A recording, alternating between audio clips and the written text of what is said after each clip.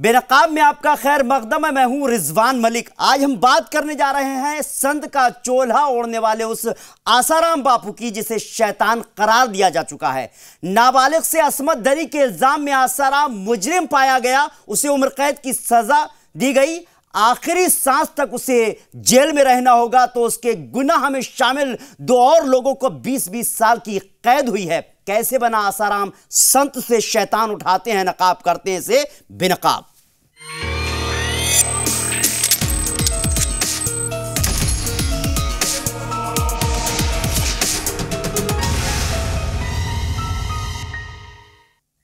आसाराम ने शायद ही सोचा होगा उसे उसके गुनाह की ऐसी सजा मिलेगी कि आखिरी सांस भी सलाखों में लेनी पड़ेगी।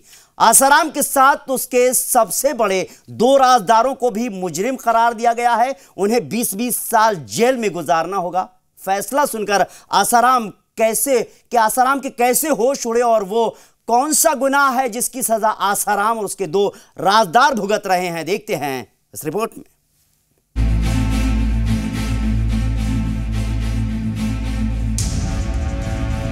नाबालिग से रेप के मामले में 77 साल के आसाराम को जोधपुर कोर्ट ने 25 अप्रैल को उम्र कैद की सजा सुनाई। यानी पूरी जिंदगी अब आसाराम को जेल में बितानी होगी। आसाराम पर 1 लाख रुपए का जुर्माना भी लगाया गया। आसाराम के अलावा उसके दो और साथियों शरद चंद और शिल्पी को 20-20 साल कैद की सजा सुनाई गई, जबकि दो मुलजिमों आसाराम के रसोइये प्रकाश और सेवादार शिवा को कोर्ट ने रिहा कर दिया। सजा सुनने के बाद आसाराम कोर्ट में ही रोने लगा। उसे जोधपुर सेंट्रल जेल में कैदी नंबर 130 बनाया गया है। एक ट्रस्ट की पोजीशन में रहते हुए अगर कोई आदमी वो जो ट्रस्ट में है, उस ट्रस्ट का मतलब जो विश्वास की स्थिति में है, उसके साथ अगर कोई बलात्कार करता है तो उसके लिए अभियुक्त आसाराम को जीवन की अंतिम सांस तक के लिए दंडित किया गया है। आसाराम को उसके किए की सजा दी गई। उसका जुर्म ही इतना संगीन माना गया कि उसे नेचुरल डेथ तक जेल में ही रहना होगा। आसाराम के गुनाहों की फहरिस्त बहुत लंबी है, लेकिन उसे जिस गुनाह की सजा दी गई है एक बार उस पर रोशनी डालते हैं। तारीख 15 अगस्त 2013। पूरा मुल्क आजादी के जश्न में डूबा था। हर खुशियां मनाई जा रही थी। हाथों में तिरंगा थामे बच्चों का जोश देखने लायक था। कौमी फेस्टिवल के इस मुकद्दस दिन में जोधपुर के मनाई आश्रम में हैवानियत का नंगा नाच हो रहा था। साधु के वेश में आसाराम नाम का दरिंदा एक नाबालिग के जिस्म को नोच रहा था। आश्रम के कमरे में एक संत पूरी तरह शैतान बन चुका था और शैतान का शिकार हुई थी यूपी के शाहजहांपुर की रहने वाली एक नाबालिग बेटी। एक बच्ची के साथ जो हुआ था उससे वो पूरी तरह सदमे में थी। घर वालों को भी समझ नहीं आ रहा था कि आखिर क्या किया जाए, लेकिन बच्ची के वालिद ने हिम्मत दिखाई और 19 अगस्त को दिल्ली के कमला नेहरू नगर थाने में आसाराम के खिलाफ FIR दर्ज कराई। अभी तक दुनिया इस पापी के असली किरदार से वाकिफ नहीं थी। 20 अगस्त को मुतासिर लड़की का मेडिकल कराया गया और 21 अगस्त को केस को जोधपुर ट्रांसफर कर दिया गया, लेकिन अभी तक आसाराम कानून के शिकंजे से बाहर था। 26 अगस्त 2013 को आसाराम को समन जारी हुआ। आसाराम कहीं विदेश न भाग जाए, इसके चलते ठीक एक दिन बाद ही यानी कि 27 अगस्त को उसके खिलाफ लुकआउट नोटिस भी जारी कर दिया गया। 30 अगस्त को आसाराम ने सरेंडर करने के लिए 20 दिन की मोहलत मांगी, लेकिन उसे इसकी इजाजत नहीं मिली। वहीं पुलिस की डेडलाइन भी खत्म हो गई। 31 अगस्त की रात पुलिस ने इंदौर में आसाराम के आश्रम को घेर लिया। रात करीब 12:30 बजे पुलिस बड़ी मशक्कत के बाद आश्रम में दाखिल हुई और अगले दिन यानी कि 1 सितंबर को आसाराम को गिरफ्तार किया गया और उसे जोधपुर जेल में सलाखों के पीछे डाल दिया गया, जिसके बाद वो कभी भी खुली हवा में सांस न ले सका। करीब 5 साल बाद उसके गुनाहों का हिसाब हुआ और वो मुलजिम से मुजरिम बन गया। उसे संत से शैतान करार दे दिया गया। उसे मरते दम तक जेल में ही रहना होगा। मुतासिर के घर वालों ने कोर्ट के फैसले पर खुशी जाहिर की। फैसला दिया है, हम उससे संतुष्ट हैं। को सजा मिली उम्र कैद की। हम जो बेचारे गवाह मरवा दिए, कईयों का अपहरण करा है। हम पुलिस अधिकारियों का भी बहुत बहुत धन्यवाद करते हैं और हम अपने वकीलों का भी शुक्रगुजार हैं। उन्होंने हमारी बातें न्यायपालिका के सामने रखी। अगर मर भी गए तो अब हमें संतुष्टि तो रहेगी कि मैं अपनी बेटी को न्याय दिला। आसाराम को उसके किए की सजा दी गई। अदालत ने पॉक्सो और SC/ST एक्ट समेत 14 दफाओं में आसाराम को मुलजिम करार दिया। उसे ताउम्र जेल में ही रहना होगा। फैसला सुनते ही आसाराम फूट फूट कर रोने लगा और अपनी पगड़ी उतार दी। वो तकरीबन 10 मिनट तक कुर्सी पर बैठा रहा। आसाराम के वकीलों ने सजा कम करवाने के लिए तमाम दलीलें दी, लेकिन वो काम नहीं आई। वकील साहब को जो बेहतर लगा उन्होंने उस हालात के हिसाब से अपनी बात रखी है, रखनी भी चाहिए, उनका जिम्मा है और उन्होंने किया है अपने बेहतर तरीके से। लेकिन मैं फिर बोल रही हूँ, क्योंकि वर्डिक्ट को थॉरली हमने पढ़ा नहीं है, देखा नहीं है, समझा नहीं है। मैं मेरी लीगल टीम के संपर्क में कल से नहीं हूँ। मेरी लीगल टीम के संपर्क में मैं जैसे ही आती हूँ, उनकी क्या रणनीति है वो मैं आपसे ज़रूर शेयर करूँ। स्पेशल कोर्ट के फैसले और सजा के खिलाफ आसाराम के वकील अब हाईकोर्ट में अपील करने की बात कर रहे हैं। ब्यूरो रिपोर्ट, जी मीडिया।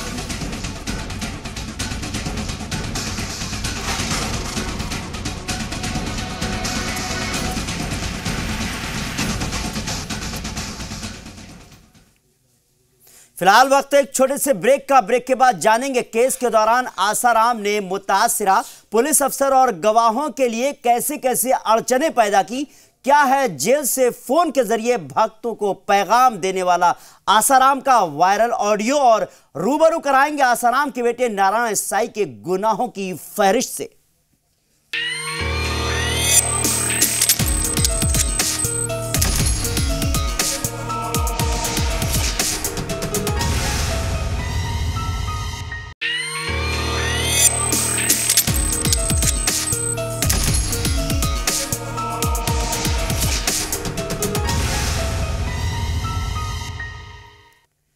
ब्रेक के बाद आपका खैर मकदम है। आप देख रहे हैं बेनकाब। कैदी नंबर 130 जोधपुर जेल में उम्र कैद की सजा काट रहे रेपिस्ट आसाराम की नई पहचान है। एक मासूम बच्ची को आसाराम ने अपनी हवस का शिकार बनाया तो उसने आसाराम को उसकी औकात दिखा दी। तमाम परेशानियों और धमकियों के आगे बच्ची और उसके वालिदैन ने हिम्मत नहीं हारी। इन 4.5 सालों में आसाराम और उसके चाहने वालों ने किस किस तरह की अड़चनें पैदा की और कैसे कैसे एक के बाद एक वहशी आसाराम की करतूतों का खुलासा हुआ, जानते हैं इस रिपोर्ट में।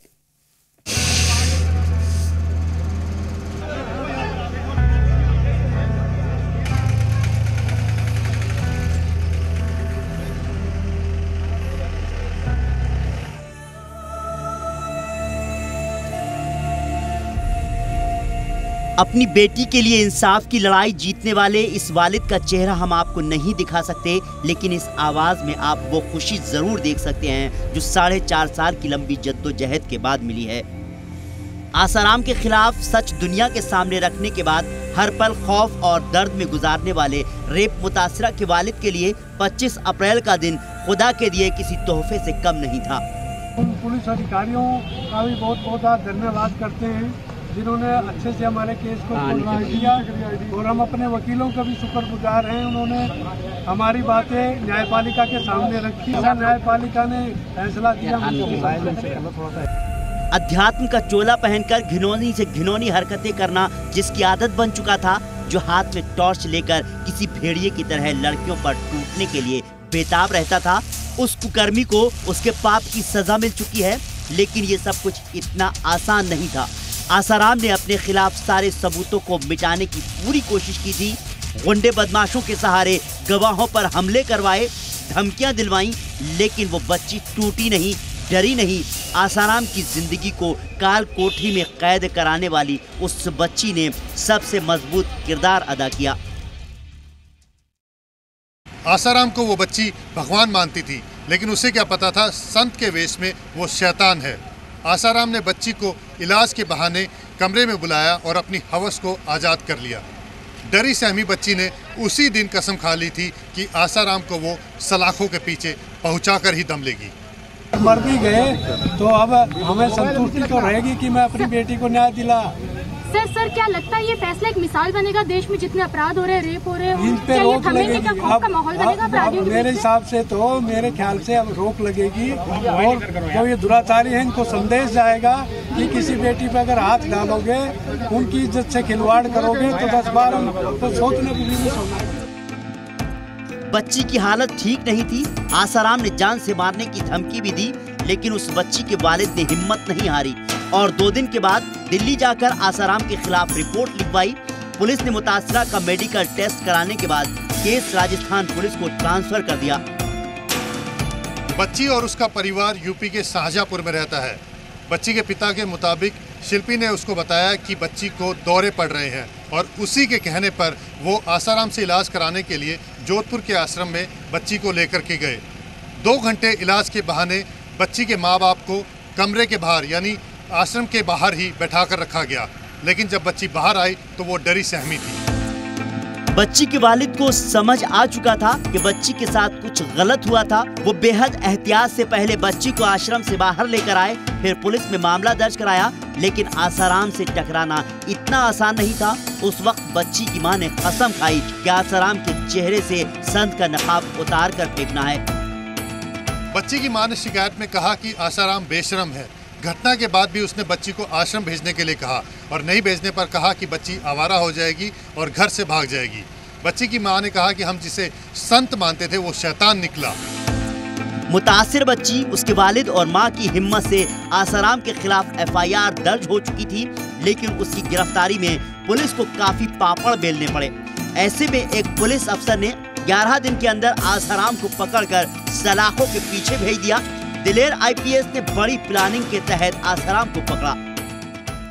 ये 21 अगस्त 2013 को आसाराम बापू के खिलाफ यौन शोषण का प्रकरण दर्ज हुआ था और इस प्रकरण में क्योंकि आसाराम बापू का जो कद था पूरे कंट्री में कन्याकुमारी से लेकर जम्मू कश्मीर तक इनके इतने सारे भक्त थे, इतने समर्थक थे और पब्लिक की भी इतनी सारी उम्मीद थी कि जो भी घटनाक्रम हुआ है उसमें सच सामने आना चाहिए। अजयपाल लांबा अगस्त 2013 में डीसीपी वेस्ट जोधपुर थे। उनसे मिलने के लिए पीड़ित लड़की अपने माँ बाप के साथ उनके दफ्तर पहुंची। वहां पर उसने रो रो कर सारी कहानी बताई। डीसीपी अजय लांबा ने उसी वक्त तय कर लिया था कि वो बच्ची को इंसाफ दिलाकर रहेंगे। अजयपाल लांबा के मुताबिक आसाराम और उसके भक्तों ने पुलिस वालों को लालच देने की कोशिश की। खुद लांबा को बड़ी रकम देने की चिट्ठी मिली थी, लेकिन जब वो अपने फर्ज से नहीं हटे तो उन्हें धमकियां दी जाने लगी। लांबा बताते हैं कि उन्हें कम से कम 1600 ऐसे खत मिले जिनमें लोगों ने उन्हें जान से मारने की धमकी दी थी। पब्लिक एक्सपेक्टेशंस को देखते हुए काफ़ी दबाव भी था, पुलिस के रिसोर्सेज पे भी दबाव था और चूँकि इसका इन्वेस्टिगेशन एक सिर्फ जोधपुर तक सीमित नहीं था, इसका इन्वेस्टिगेशन भी जोधपुर के अलावा इंदौर, अहमदाबाद, छिंदवाड़ा, मेरठ, दिल्ली कई जगह किया गया था।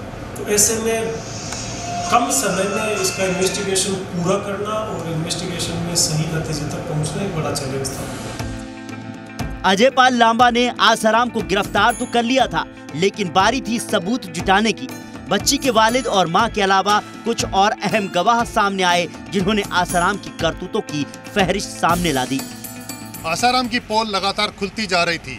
जेल के अंदर बैठकर भी वो गवाहों को धमका रहा था। ना सिर्फ वो धमका रहा था बल्कि उनके ऊपर हमले भी किए। कुछ गवाहों को तो उसने मरवा भी दिया था। आरोपी पक्ष की तरफ से करीब 50 गवाह पेश किए गए तो वहीं पीड़ित पक्ष की तरफ से करीब 58 गवाह पेश किए गए, लेकिन 6 गवाह ऐसे थे जिन्होंने आसाराम को बेनकाब कर दिया। पानीपत के रहने वाले महेंद्र चावला आसाराम के खास सेवादारों में से एक थे। इसके अलावा वो आसाराम के प्रोडक्ट की मार्केटिंग भी देखते थे। उन्होंने कोर्ट में गवाही दी थी। आसाराम की साधिकाएं लड़कियों का ब्रेन वॉश करती थी, फिर आसाराम उनके साथ जिनसी ज्यादती करता था। ऐसा ही अय्याश नारायण साईं भी था। महेंद्र चावला की गवाही के बाद उस पर हमला भी हुआ था। लखनऊ के रहने वाले राहुल सचान ने खुलासा किया था कि उसने आसाराम और उसके बेटे को साथ में रंगरेलियां मनाते देखा है। आसाराम देसी अंडे खाता, मुर्गियां मंगवाता, सेक्स बढ़ाने वाली दवाएं लेता था। कई लड़कियों का उसने अबॉर्शन भी कराया था। गवाही के बाद जोधपुर कोर्ट के बाहर उसे चाकू मारा गया था, जिसके बाद से वो गायब है। आसाराम का अहम वैद्य अमृत प्रजापति था। उसने कोर्ट में बताया कि वो आसाराम का अय्याशों का गवाह है। उसने कई चश्मदीद लोगों के नाम, पते और सबूत पुलिस को दिए। अमृत प्रजापति अहमदाबाद के फ्लैट में रहता था। गवाही के बाद साल 2014 में राजकोट में अमृत को गोली मार दी गई थी। आसाराम के खिलाफ गवाही में कई और गवाह थे जिन्होंने आसाराम की कुंडली में अंधेरी कोठरी लिख दी। जिसके बाद अय्याशी का गुरु आसाराम जेल में अपने पापों की सजा भुगतने जा पहुंचा और अब उसे उसके किए की सजा मिल गई। ब्यूरो रिपोर्ट, जी मीडिया। फिलहाल वक्त एक छोटे से ब्रेक का। ब्रेक के बाद क्या है जेल से फोन कर भक्तों को पैगाम देने वाले आसाराम का वायरल ऑडियो, और रूबरू कराएंगे आसाराम के बेटे नारायण साईं के गुनाहों की फहरिस्त से।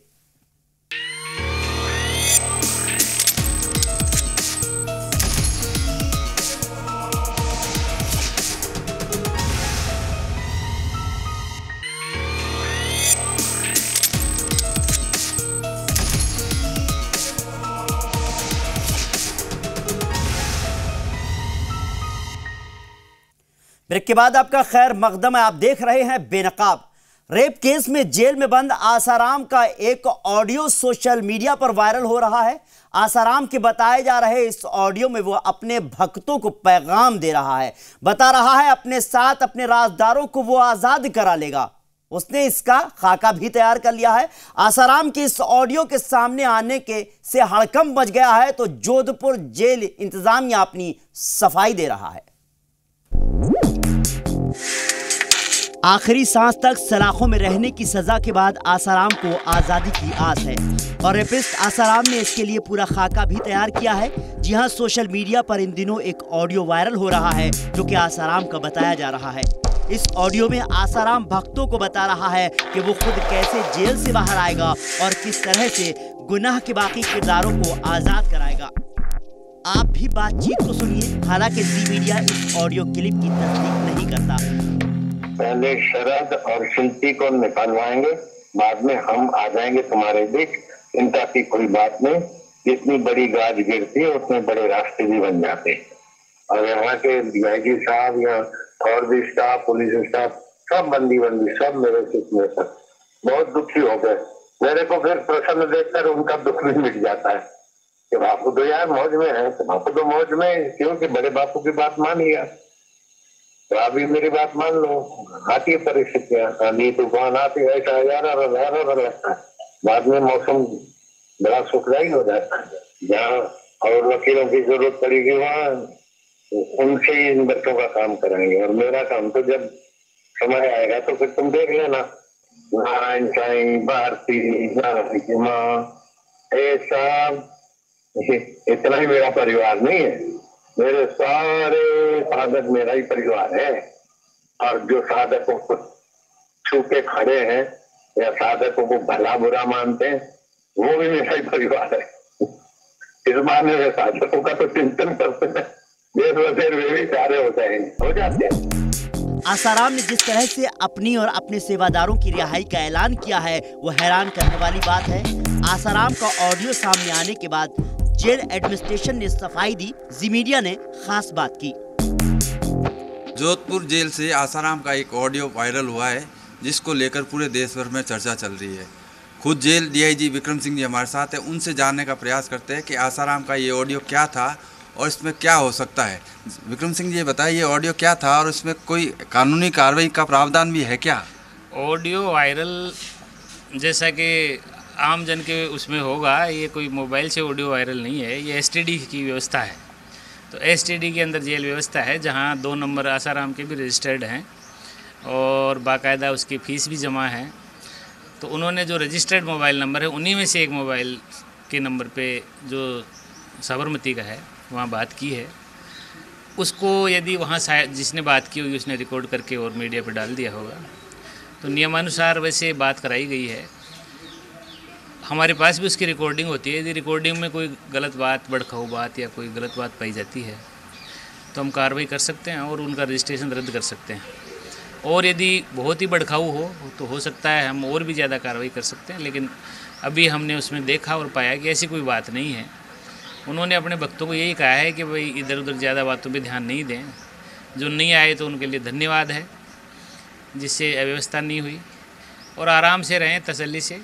पहले जो 2 साथ हैं उनकी जमानत लगाई जाएगी, फिर खुद की लगाई जाएगी। तो सामान्य सी बातें हैं जो एक आदमी अपने मुलाकाती से करता है, अपने जो बात करता है उसे करता है। खाना पीना शुरू कर दिया आसाराम ने और उनको कोई काम सौंपा है, साथ ही शरद और शिल्पी के लिए भी क्या काम की व्यवस्था की गई? खाना पीना सही है। खाना पीना तो जैसे पहले दिन तो 11 थी, एकादशी थी तो उन्होंने नहीं लिया, उन्होंने व्रत था। दूसरे दिन उन्होंने खाना ले लिया है और आराम से खाना खाया है। तो ये है जेल डीआईजी विक्रम सिंह जी, जिन्होंने ये बताया है कि हाँ, आसाराम ने जेल से उनके नियमों के तहत ही फ़ोन किया था और जो हर एक कैदी का अधिकार है। चूँकि फ़ोन में कोई ऐसी गलत बात नहीं है, इसलिए उनके खिलाफ कोई कार्रवाई भी नहीं होती है। वहीं जेल एडमिनिस्ट्रेशन ने आसाराम के ऑडियो के वायरल होने की वारदात को संजीदगी से लिया है। इस मामले में अगर कुछ भी गलत पाया गया तो आसाराम की फोन से बातचीत की सहूलियत को खत्म भी किया जा सकता है। ब्यूरो रिपोर्ट, जी मीडिया। बाप नंबरी तो बेटा 10 नंबरी। हम बात कर रहे हैं आसाराम बापू के बेटे नारायण साईं की, जिस पर कई ख्वातीन के साथ असमत दरी के इल्जाम है। नारायण साईं गुजरात की जेल में बंद है। क्या है नारायण साईं के जुर्म, आइए देखते हैं इस रिपोर्ट में। आसाराम बापू में लोगों का जिस तरह अकीदा था, उसके बेटे नारायण साईं में भी लोग आसाराम की ही झलक देखते थे। नारायण साईं भी अपने वालिद आसाराम की तरह घंटों प्रवचन देता और भक्तों की भीड़ उसके प्रवचन सुनने के लिए जमी रहती। लेकिन लोग इस बात से अनजान थे कि इंसान की शक्ल में वो जिस नारायण साईं को भगवान माने बैठे हैं, वो भेड़िया है। उसने ना जाने कितनी लड़कियों की असमत तार तार की है। लेकिन कहते हैं जब पाप का घड़ा भर जाता है तो वो फूटता जरूर है। 2013 में आसाराम बापू और नारायण साईं के पाप का घड़ा भी फूट गया। 6 अक्टूबर 2013 को गुजरात में 2 बहनों ने आसाराम और उसके बेटे नारायण साईं पर असमत दरी के इल्जाम लगाए। सूरत के जहांगीरपुरा पुलिस थाने में FIR दर्ज की गई। इल्जाम है कि नारायण साईं ने सूरत आश्रम में 2002 से 2005 के बीच उसके साथ असमत दरी को अंजाम दिया है। तो उसकी बड़ी बहन ने आसाराम पर 1997 से 2006 के बीच असमत दरी के इल्जाम लगाए। तो उन्होंने मुझे ऊपर अपने कमरे में बुलाया जहां वो अकेले थे, और जब मैंने उनको जाके बताया कि साईं आपने जिससे मेरी शादी कराई है वो मुझे परेशान कर रहा है, तो साईं ने बोला हाँ मुझे तो पहले ही पता था कि वो तलाकशुदा है और अब तुझे जो तेरा पति बोल रहा है तुझे वही करना पड़ेगा। और इस तरह से करके मैं रो रही हूँ, उसके बावजूद वो मुझसे बदतमीजी करती। उस वक्त मुतासिरा अहमदाबाद के चांदखेड़ा पुलिस थाना इलाके में बने आश्रम में रही थी। आसाराम पहले ही जोधपुर में नाबालिग तालिबा से असमत दरी के इल्जाम में जेल की सलाखों के पीछे पहुंच चुका था। सूरत पुलिस ने अब नारायण साईं की तलाश शुरू कर दी।